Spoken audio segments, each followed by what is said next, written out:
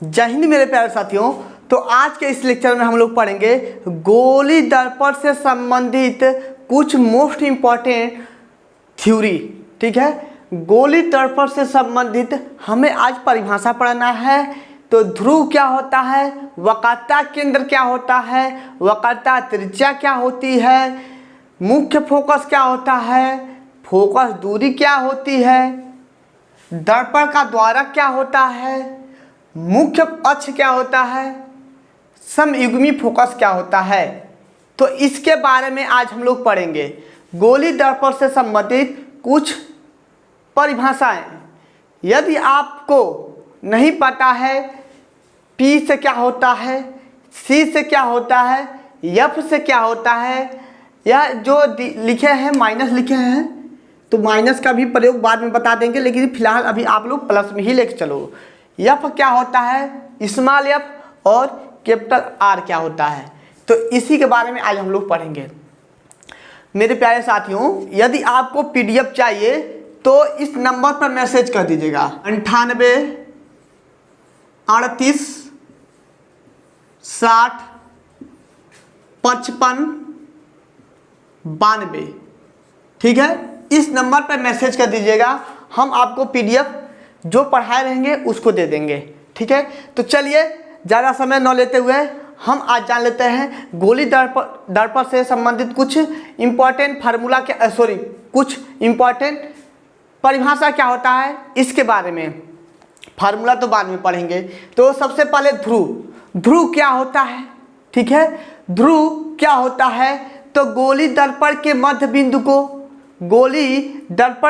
बिंदु को हम लोग ध्रुव कह सकते हैं। गोली दर्पण के मध्य बिंदु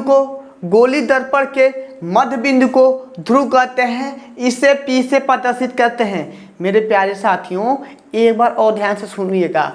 गोली दर्पण से पढ़ रहे हैं तो गोली दर्पण जरूर बोलेंगे। तो गोली दर्पण से संबंधित, ठीक है, गोली दर्पण से संबंधित परिभाषा पढ़ रहे हो तो गोली दर्पण जरूर बोलना है। ठीक है, तो आप लोग क्या पहला हेडिंग क्या है, ध्रुव किसे कहते हैं, तो गोली दर्पण के मध्य बिंदु को ध्रुव कहते हैं। इसे P से प्रदर्शित करते हैं। उम्मीद करते हैं यह आपको समझ में आ गया होगा। ध्रुव क्या होता है, तो गोली दर्पण के मध्य बिंदु को ध्रुव कहते हैं। अब आ जाते हैं वक्रता केंद्र। तो गोली दर्पण के, ठीक है, गोली दर्पण जिस खोखले गोले का एक भाग होता है, बाकायदे से समझना, यह मेरा क्या है, गोली दर्पण है। इसके एक हिस्से को हमने काट लिया है, कल के लेक्चर में आपको सब बता दिए हैं। ठीक है, एक हिस्से को काट लिए हैं, तो यह आपका मध्य बिंदु हो गया जो P हो गया। ठीक है, और यह मान लेते हैं यहाँ पर कोई बिंदु है, यहाँ पर बिंदु है जो वक्रता केंद्र है। तो यही कहना चाह रहा है, यह परिभाषा वक्रता केंद्र ऐसे समझा रहे हैं ताकि आपको समझ में आ जाए। नहीं समझ में आएगा तो अपने भाई से बोल सकते हो, पुनः इसको समझाने का कोशिश करेंगे। वक्रता केंद्र किसे कहते हैं, वक्रता केंद्र यानी कि C। तो C किसे कहते हैं, तो गोली दर्पण जिस खोखले गोले का एक भाग होता है, यह एक भाग हुआ है कि नहीं हुआ है, एक भाग होता है, उसके केंद्र को किसके, गोली दर्पण के केंद्र को, गोली दर्पण का केंद्र मान लेते हैं यह वृत्त है, तो इसका केंद्र होगा कि नहीं होगा, तो उसके केंद्र को ही वक्रता केंद्र कहते हैं। उम्मीद करते हैं समझ में आ गया होगा। एक बार और बोलते हैं, ध्यान से सुनिएगा। गोली दर्पण जिस खोखले गोले का एक भाग होता है, गोली दर्पण जिस खोखले गोले का एक भाग होता है, उसके केंद्र को ही वक्रता केंद्र कहते हैं। अब उम्मीद करते हैं आपको अच्छे से समझ में आ गया होगा। तो इसको रब करते हैं। तो ऐसा चित्र न बनाकर हमने उसके आधे हिस्से को ही लिया है जो कटिंग किए हैं। उसके बाद से वक्रता केंद्र हो गया। वक्रता त्रिज्या यानी कि कैपिटल R, वक्रता त्रिज्या यानी कि कैपिटल R, ठीक है। इसको C लिख देते हैं ताकि आपको समझ में आवे। ध्रुव यानी कि P,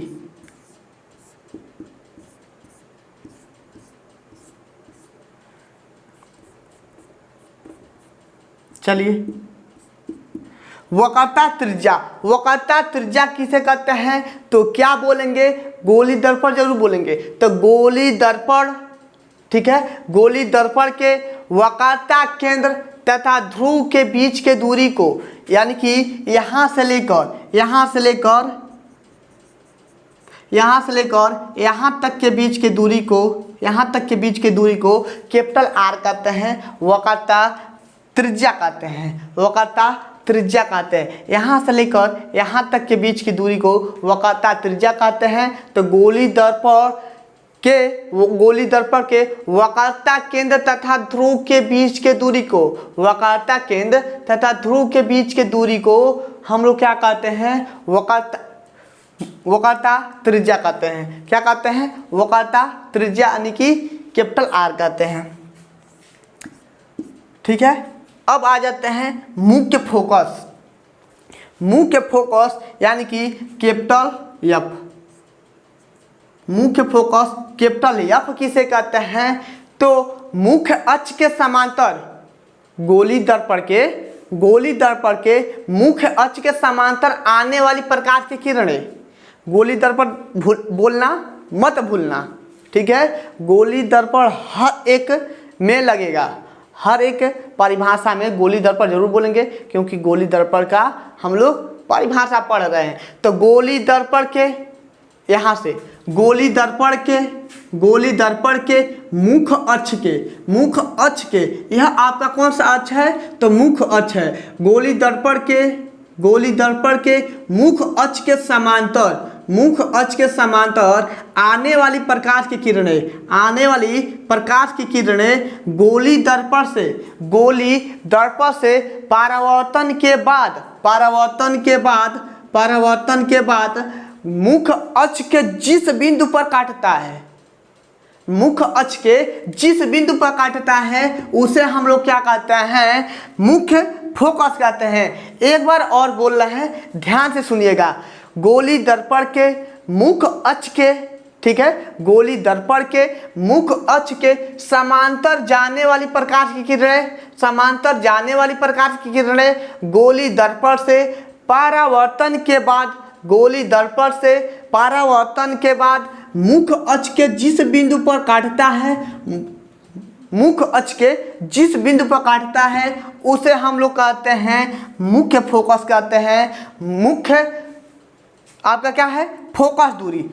उम्मीद करते हैं यह समझ गए होंगे, फोकस दूरी। अगला क्या है, फोकस दूरी किसे कहते हैं, इसे स्मॉल f से प्रदर्शित करते हैं। तो फोकस दूरी मुख्य फोकस तथा ध्रुव के बीच के दूरी को, मुख्य फोकस तथा ध्रुव के बीच के दूरी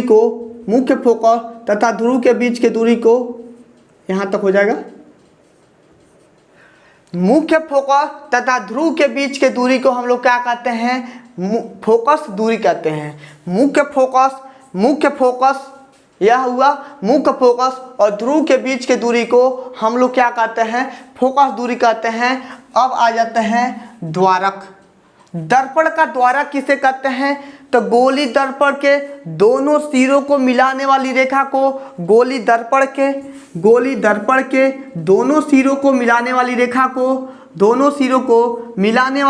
को हम लोग द्वारक कहते हैं। गोली दर्पण के दोनों सिरों को मिलाने वाली रेखा को, ठीक है, दोनों सिरों को मिलाने वाली रेखा को द्वारक कहते हैं। तो यह जो रेखा है इसे हम लोग द्वारक कहते हैं। यह जो रेखा है M1 और M2 जो रेखा है इसे हम द्वारक कहते हैं। तो गोली दर्पण के दोनों सिरों, या एक सिरा यह हुआ, एक सिरा यह हुआ, तो दोनों सिरों को मिलाने वाली रेखा को हम लोग क्या कहते हैं, द्वारक कहते हैं। गोली दर्पण के दोनों सिरों को मिलाने वाली रेखा को द्वारक कहते हैं। और मुख्य अक्ष किसे कहते हैं, मेन हेडिंग क्या है आपका, मुख्य अक्ष।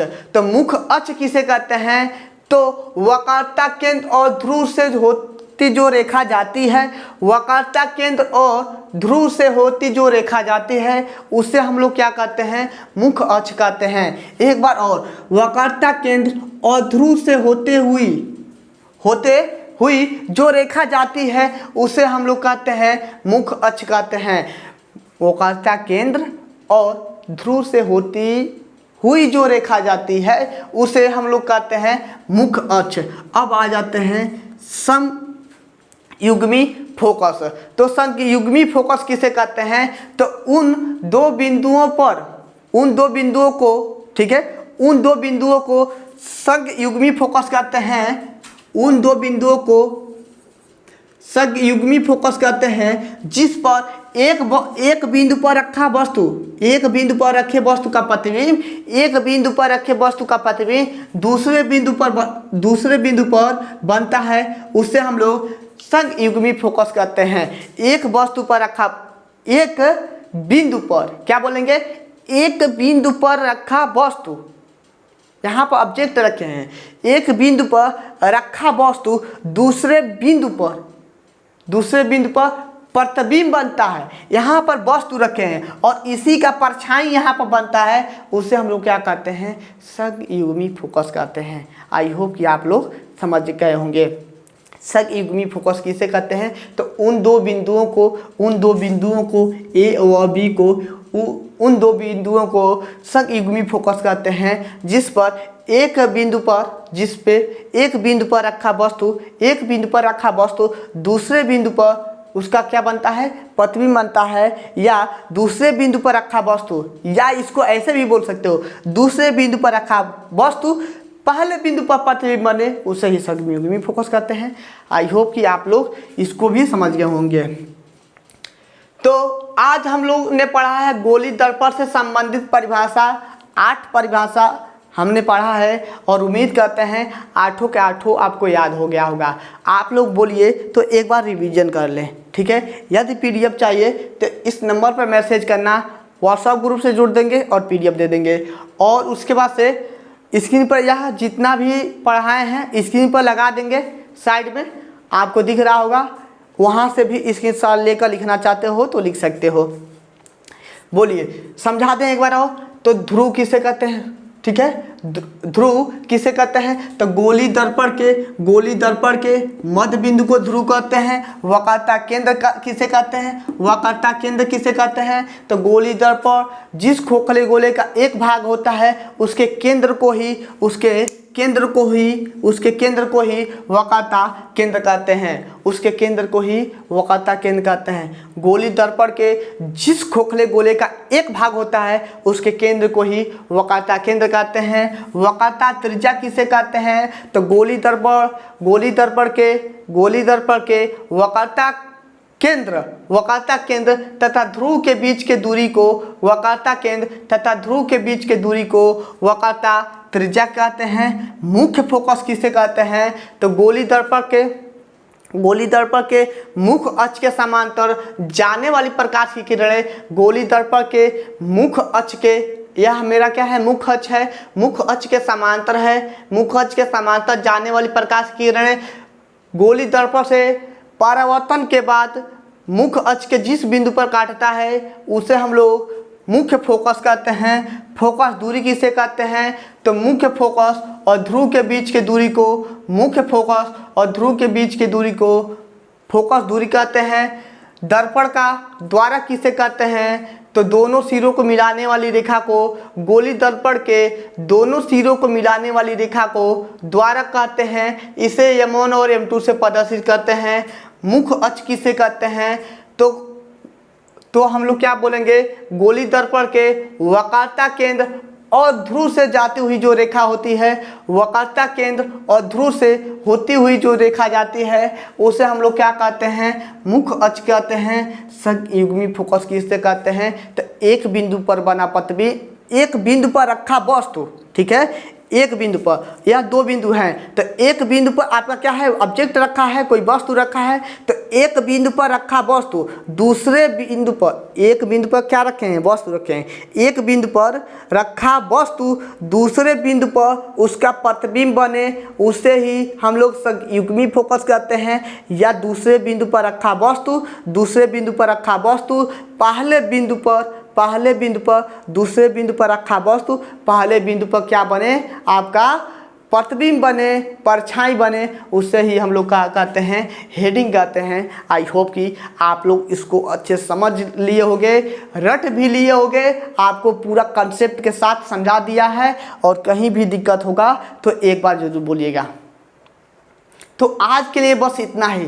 वीडियो कैसा लगा कमेंट करके बस इतना ज़रूर बोलिएगा, वीडियो कैसा लगा आपको, और लाइक सब्सक्राइब शेयर ज़रूर कीजिएगा, क्योंकि इतना मेहनत करके आपके लिए पढ़ा रहे हैं, ठीक है। तो आपका भी फर्ज होता है अपने सर एमडी सर के लिए कुछ, ठीक है। तो हम लोग का भी कुछ मिशन है, जल्दी से जल्द पूरा हो जाएगा तो आप सबको हम लोग बता देंगे। तो इस चैनल को बहुत दूर तक ले जाना है, पूरा फ्री एजुकेशन, पूरा फ्री हम लोग देंगे, 1 रुपया भी नहीं लेंगे आपसे, ठीक है।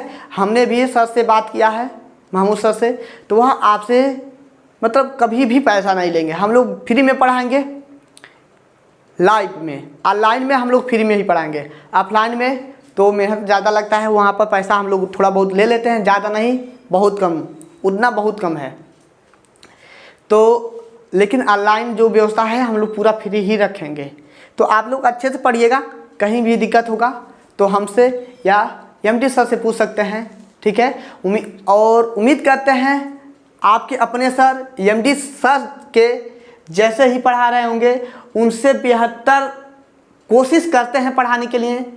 और यह बात आप लोग बता सकते हैं कि क्या हम उनसे बेहतर पढ़ा रहे हैं कि नहीं पढ़ा रहे हैं। हम यह नहीं कह सकते हैं कि उनसे बेहतर हम पढ़ा पाएंगे, ठीक है, न पढ़ाए हैं न पढ़ा पाएंगे, लेकिन आप लोग तुलना ज़रूर कर सकते हो कि यह सर खराब पढ़ा रहे हैं, यह सर अच्छे पढ़ा रहे हैं। तो बस आज के लिए इतना ही, और मिलते हैं नेक्स्ट लेक्चर के साथ, तब तक के लिए ओके बाय, जय हिंद साथियों।